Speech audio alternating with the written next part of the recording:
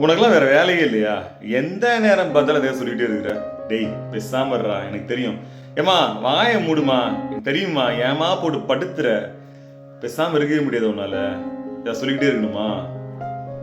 இப்படிலாம் பல நேரங்கள்ல நம்ம மேல அக்கறை வச்சு ஒரு சில வார்த்தைகள் பேசக்கூடிய நபர்களுடைய வாய்களை உடனடியா நம்ம அடைச்சிடறோம். சார், ஒரே ஒரு விஷயத்தை மட்டும் மனசு தெரிஞ்சுக்கலாம். நமக்கு எல்லாமே தெரியும் அப்படின்ற ஒரு சிந்தனை நம்முடைய வாழ்க்கையில வளர்ச்சி அப்படின்ற ஒரு விஷயத்திற்கு முற்றுப்புள்ளி வச்சிரும்.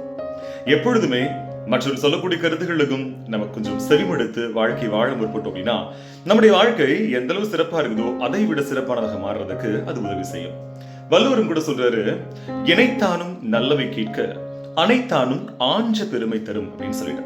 சின்ன விஷயமாக இருந்தாலும் பரவாயில்ல, யாராவது ஒருத்தவங்க சொல்றாங்க அப்படின்னா கொஞ்சம் காது கொடுத்து கேளுங்க. அப்படி கேட்டோம் அப்படின்னா அந்த சின்ன விஷயம் கூட நம்முடைய வாழ்க்கையில பெரிய பெருமையை பெற்று தருவதற்கு உதவியாக இருக்கும் அப்படின்னு சொல்லிட்டு. சோ யார் என்ன சொன்னாலும் அவருடைய வாயை மூடுறதை விட கொஞ்சம் நம்முடைய காதுகளை திறக்கலாம்.